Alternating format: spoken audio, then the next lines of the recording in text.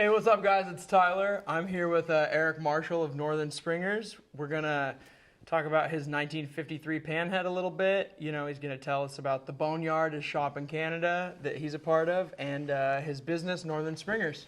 Howdy. Yeah, what's going on? It's good to see you. Yeah. So, 1953 heads. Yeah, so it's a motor I got off Nolan in Regina a few years ago. The main shaft was split. I guess someone thought it was reverse threads and they cranked it and it snapped, so I got it for cheap. So I sent it off to get rebuilt. It's Delcron cases, and then the heads and the jugs are 53. And then I got the heads converted to stainless shovelhead valves and outside oiler ports. And yeah, it's been good since.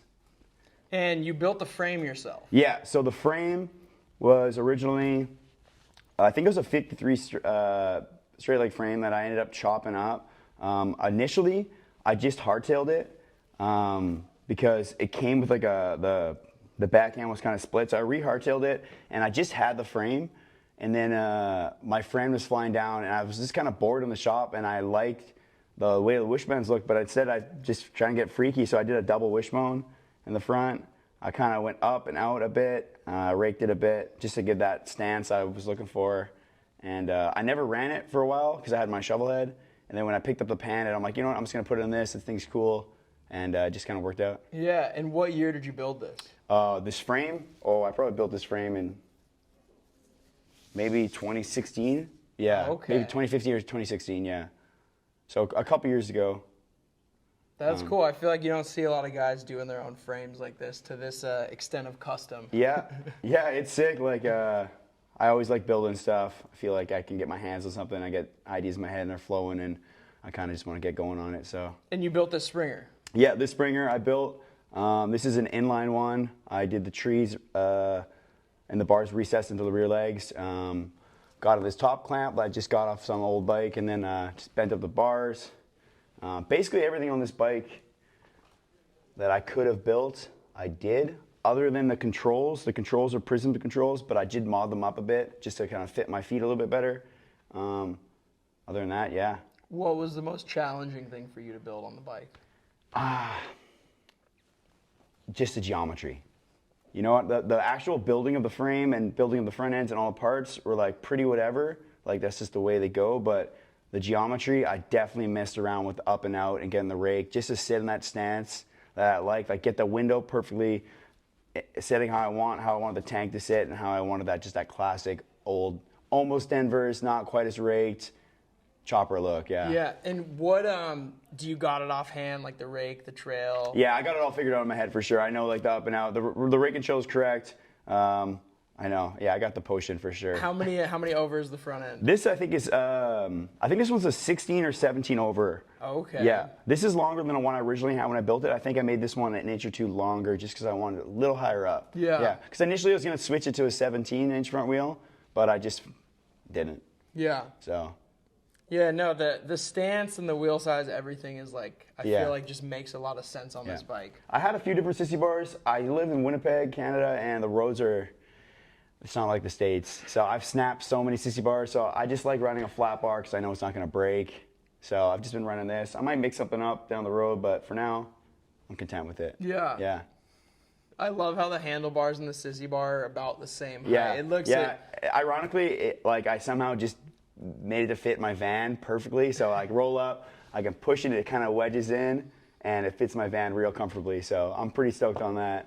And how many times has this bike been to California? This bike itself actually hasn't been. This tank has, because I got this tank off, I got painted by Flying Weasel and it was on my old bike.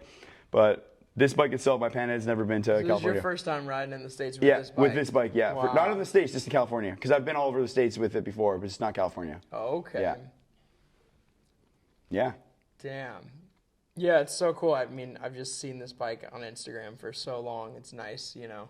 Riding next to you on PCH the other day, I'm just like, holy shit, It's interesting man. like that. You see bikes you really like over the internet, and then like soon enough you see them in person, you're like, oh, sick. Like little details you never got to see on Instagram or like anytime it's social, you're like, oh, cool, this is sick. Yeah, and then, so your guys' shop in Winnipeg is the Boneyard. Yeah, it's the Boneyard.